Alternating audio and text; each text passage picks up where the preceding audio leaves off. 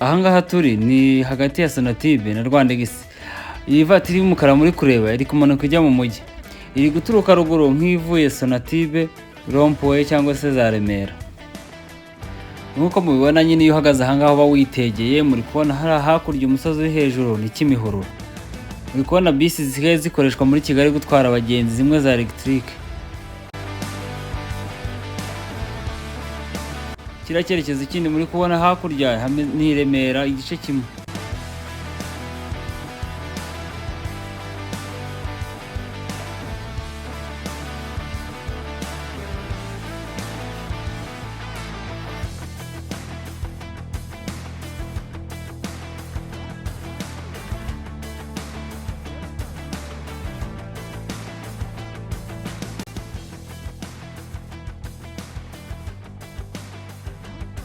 Muri kubona nyine kino cyerekezo ziri kumanuka hano murabona ga fresh kerekana ni icyerekezo kijya mu mujyi.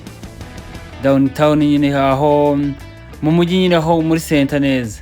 Ahandi iki cyerekezo kindi hari iburyo bwanjye aho mpagaze ni uri kujya Sonatube, Remera, Kanombe, ni naho umuhanda uzamuka ujya Kicukiro. Muri kubona hejuru kuri umusozi hejuru, inzira iri ku musozi hejuru ni Convention Center.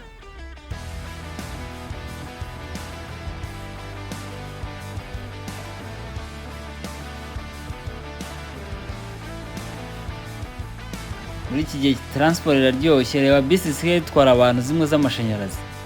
Ni izi ngizi bakoresha muri transport.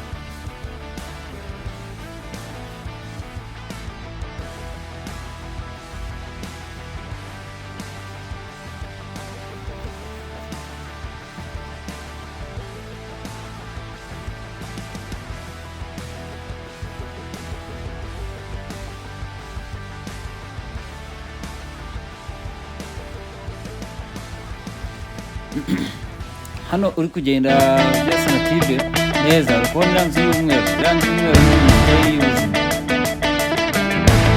Bara Kigali nyine ko isuku